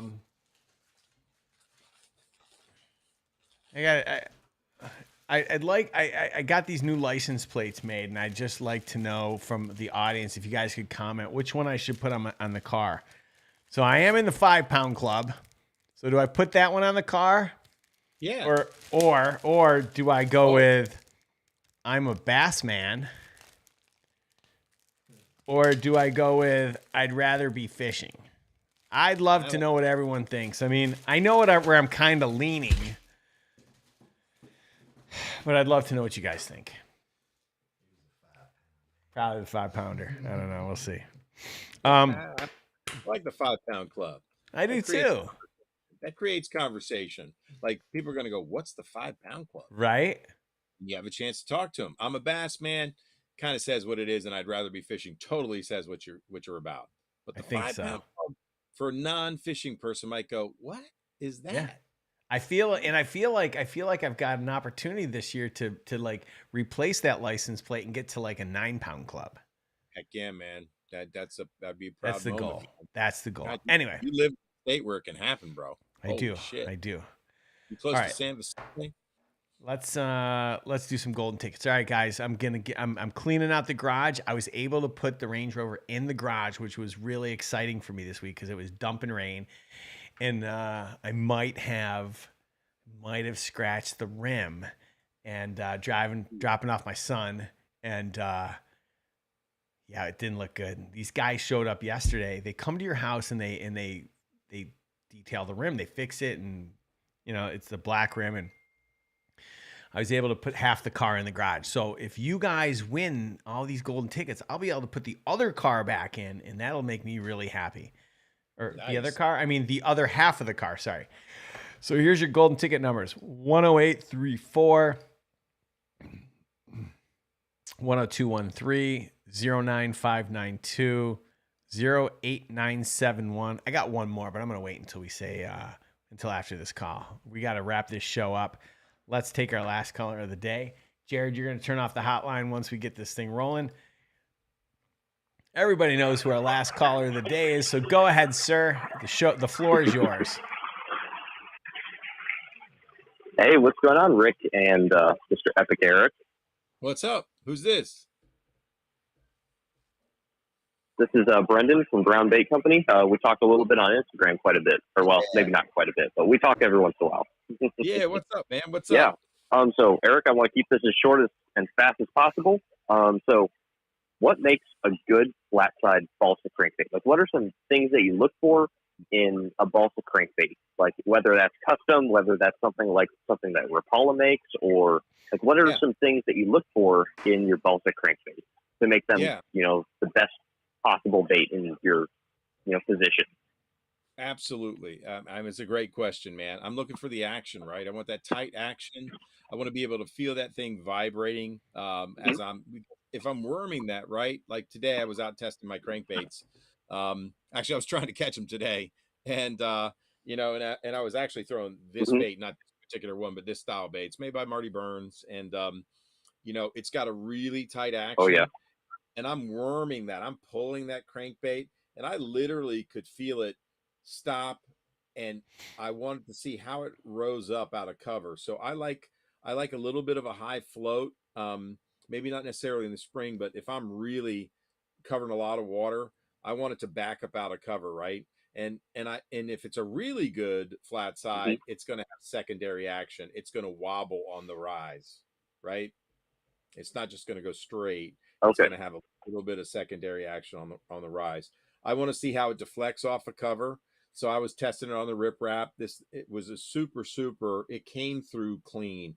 It was deflecting nice. So I like that little thumbnail lip right there.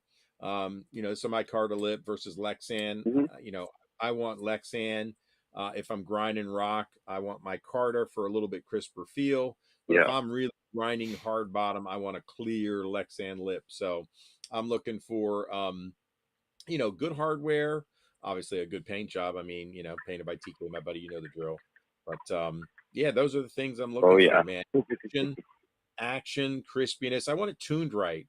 I rarely have to tune Big M crankbaits, man. So they're made correct right out of the gate. But if I have to tune it, it's not a big deal. So, and every piece of wood's different, man, but crisp action. And I wanted to catch them flat out, Mhm. right? So Yeah. yeah, those are the main Definitely. components. Main components. Yeah. Those Marty Burns baits. I mean, they're the most durable bait that I've. I haven't had a ton of time put in with them yet. Yeah. But so far they've held up pretty darn well, and of Yeah. course the finishes are nice on them as well. PK does an amazing job with that. He makes them tough. I mean, a lot of you see a lot of JDM balsa. There's a lot of balsa makers locally in the States as well. They'll use really super buoyant, soft balsa. So it's got its pluses and minuses. Super dense balsa gives a little harder thump. So, the lighter balsa obviously has a higher flow to it, but there's something special about it. So, Craig Powers, man, there's just a zillion of Yeah. them. I mean, Gary D's, Wes England. West England recently passed on.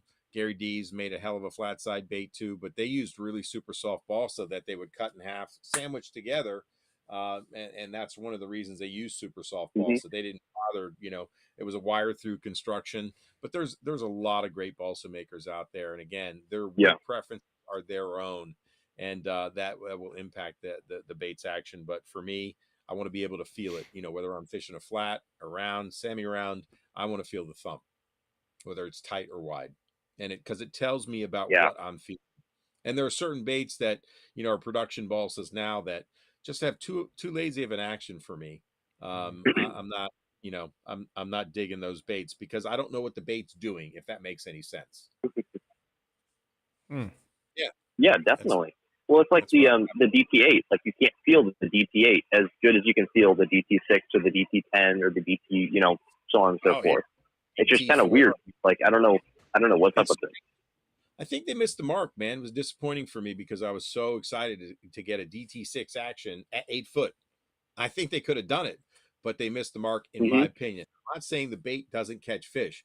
It just doesn't suit my style. If I can't feel what the bait's doing, because half of it is like if the bait's vibrating and a bass sucks it in and it stops vibrating, I know, if I'm worming it and I feel it vibrating, I hit a Yep. piece of cover, I stop and I go to pull and it's not vibrating, I'm hooked up. That bass inhaled that bait. I'm sweep Yeah. sitting. Right? Yeah. That tells me that there is a fish that just sucked my crankbait in. So yeah, I've had some days on the Potomac where I was throwing a deep little end, man. The fish were in the wood. It was post spawn, and I was worming that crankbait. You could feel it or steady winding it. You feel your line tighten up. It was coming over a piece of wood. You'd stop. The bait floated back, and you'd go to wind, and they were literally swimming behind it, and the bait stopped vibrating. That's how they were eating the bait. You had to reel it a couple feet past the lay down. These post Yeah. spawn fish in like 4 to 6 foot, and they were eating it. It was one of the most iconic days I've ever had. We Hmm. fished that group of fish for like 3 weeks. That's what they wanted, a finesse style crankbait. Oh It's a wow. crap crankbait, and they were sucking it, literally coming up behind the bait, and it would stop thumping. Even though it's a little bait, it throws off vibration. That's why I want to bait the vibration. So action first for me. There you go, man. Man, yeah, that's crazy. For 3 weeks, that's crazy. Wow. Yeah, we worked that group of fish a while. So I bought a few of these. I've heard some people don't like this bait as much as they do the balsa crankbaits. But I bought a few of them because I was like, these look cool. They look pretty. I bought some of the Catching Concepts redwood, and I just wanted to try them out for myself. And I found out that you definitely need a split ring on the nose, or else they just don't swim right because there's not enough movement in the line tie and everything. But what are your thoughts on those? Man, Herman makes a great bait. It's I guess it's made out of ancient redwood, right? It's reclaimed. I mean, right? You're talking about Catching Concepts? Yeah. So it's a denser wood. I found them. It depends on what model you bought too, man. I mean, he makes a ton of models, right? The models that I initially bought were super hard thumping, and there is a big group of people that love them, man. The Carolina boys seem to love those Catching Concepts. So I don't know what you bought, but I've got some. I've fished them. I tend to lean towards balsa though, personally. Yeah, I definitely like the balsa for sure more than those so far through my testing. But then again, I haven't put in a ton of time with those yet. So So all right, I'm going to let you go. One really quick question: if you have any balsa B3s for sale, hit me up. I would like to buy some. I've never bought a balsa B3 before, and I can't find them on eBay. So if you have any for sale, hit me up, please. The DK balsa B3 or the square bill balsa B3, like the OG? The square bill. Oh yeah, there's a big box of them right up there. So maybe I got one. I can share it with you. Oh, that'd be awesome, man. Thank you so much. Oh, man. You got it, man. I wish I could see. I wish I could see that smile. Yeah. We might on the 100th episode, hopefully. So Brendan, before I let you go, I have two questions. I have two things. You sent me a message.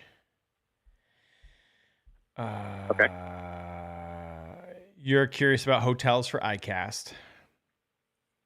And normally we don't get it. I was not sure about that. Yeah, normally we don't get an Airbnb. Normally we just get hotel rooms. I don't know if I'm going only because I'm taking 30 little scouts. I'm flying them up to Oregon, and then I'm taking them to summer camp on the coast of Oregon for a week. So I won't be there. However, I do think that Davey, maybe Rafi, maybe Burley and the boys will be going. So let me find out what the plan is, because I just don't.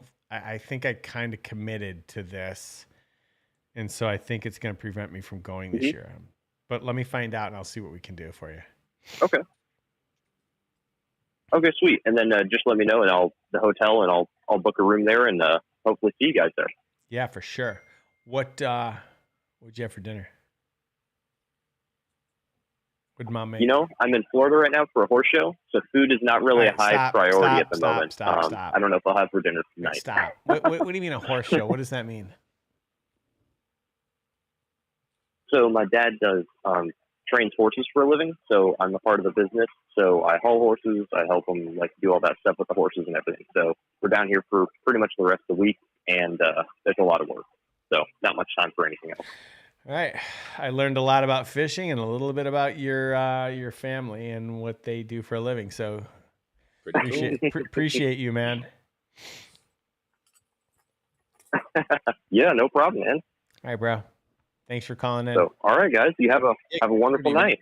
Thank you, man. All right, Brown. All right, Thank you, see you guys. Yeah, man. Bye. See you. All right. All right, Listen, man. Good stuff. Yeah, I want to thank you. I know we ran over 14 minutes later than I expected. I got to tell you, you are. I really appreciate your passion. It's so. We can talk to pros and everything and all that, but I appreciate the passion with which you speak about something. Like, I don't actually care what it is someone's speaking about, but when they are so passionate about it, you can feel how much they love it. And you are literally my favorite guest of all time. Like every time you come on, I'm like, I'm going to learn something that I didn't know that I even cared about. I'm going to learn something, and I'm going to talk about it with my friends later tonight and be like, did you know this? And they're going to look at me like I'm the biggest weirdo on the planet. And I'm going to be like, no, you don't understand. Like, did you know you can do this? And literally it's amazing. So it's honestly, it's an honor to have you on the show. I know you're busy. You've got, you know, I know what you do for a living, and I know how busy you are, and you've got your family, and then you've got, you know, smallmouth crush and everything else that you do. And so I just want to say thank you, because it really does mean a lot that you come on here and I get to be a part of it, and I get to share you with our community. Yeah. And so I just want to say thank you so much for your willingness to be on the show with us. Thank you for allowing me to talk to people about what I am passionate about. That is the magic of fishing. And I think, you know, it's one of the most complex things, tournament fishing, just bass fishing in general, unlocking what it is that day that's going to get you a bite. Yeah. And if you're really paying attention to it and the cues, and again, that depth, that speed, that vibration, that cadence, line size, it's all part of the puzzle. You give people the tools in that box to do it. They've got to go out there. And my big advice to you is, if you haven't tried a technique, take that one lure or a couple of that same style lure, put everything else away, do it at the right time, right? Do it at the right time and just go learn it. Tune in, get in tune. There's a rhythm to fishing. I've been out of rhythm, but I have had days where I am in the rhythm. And you know, master a technique. That's my best advice, and get those confidence baits in your hand. But that truly is the magic of fishing. What unlocks the puzzle? What is the next newest little bait hack I can do to make a difference? How can I tweak a bait to be different than the last guy that was walking in front of me down the bank, or the last 4 boats that went down that bank? You know, throat weighting a flat-sided balsa, like your chick magnet that you all just got that are watching. Man, if you're fishing cold water in the 50s or even below 50, and you like cranking, and you don't put a little lead tape on that chick magnet, and, you know, do it in your bathtub, make sure that water is 50 or cold to the touch, put some lead weight on, see what it does. Pull it down. Does it float up fast? Keep putting another strip on until it suspends. And I promise you, you will call me and thank me. You might lose a few more baits, but I promise you, you're going to catch bigger bass than the guys that are throwing the chick magnets that aren't throat weighted, early spring, pre-spawn, 5-pound fish, 3-pound fish, 4-pound fish, winning fish in a tournament, or fish that'll make you happy and get you a license plate from Rick. There it is, man. Thank you. You got it, man. Have a great night, everybody. Thanks, everybody out there, man. I'll talk to you soon. Tight lines, and can't wait to see you and Rafi again in person. Hopefully, we'll be doing some fishing somewhere in the country. I'm coming out west, man. Coming out west. I look forward to it. And if you actually get on a plane, then I promise we'll find a way to make sure that we definitely meet up and go fishing. Just give me an advance. I'm driving. I love driving, man. I get to think, I get to talk, I get to listen to great tunes, music. I mean, I don't mind driving. I drive 5 hours, 6 hours every weekend for tournaments, and I love every minute of the drive. It's my solitude, man. I'm at peace with my thoughts, and I do a lot of great thinking on the road, man. So, and a lot of great listening to tunes and a lot of great conversations. So love it. I'm all good in my car, man. I love it, man. Get to see the country too. So yeah. Man. All right, man. Thank you so much. All right. Got it, guys. Thank you very much. All right. Peace, see ya. everybody. Yeah. All right. Bye. God, I got to tell you, I don't make this shit up. Like that's literally like my favorite person in all of fishing.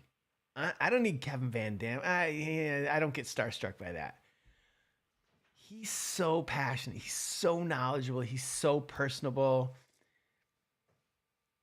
Like if he was my neighbor, I'd be like, oh, I love this guy. I got the best neighbor on the planet. Because you can just tell he's a good human. Like I always say, I want to be surrounded by good people, and he's a good one, man.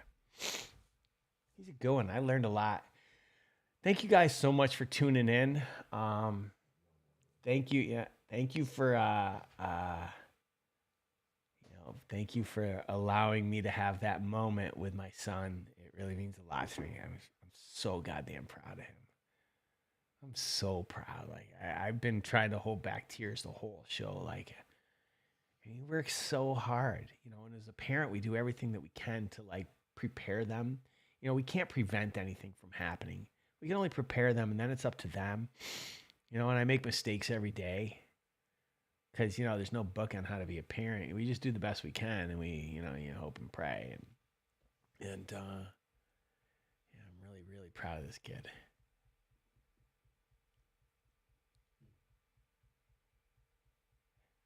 Our last golden ticket of the night is 08350. I won't be here next week. My mom is flying in on Tuesday. My brother's flying in on Wednesday, and we're having a don't tell anybody because I know my son doesn't watch it. Should I even say it? No. Just in case. He's not watching it. We're having a surprise party. We got like, I don't know, 60, 70 people.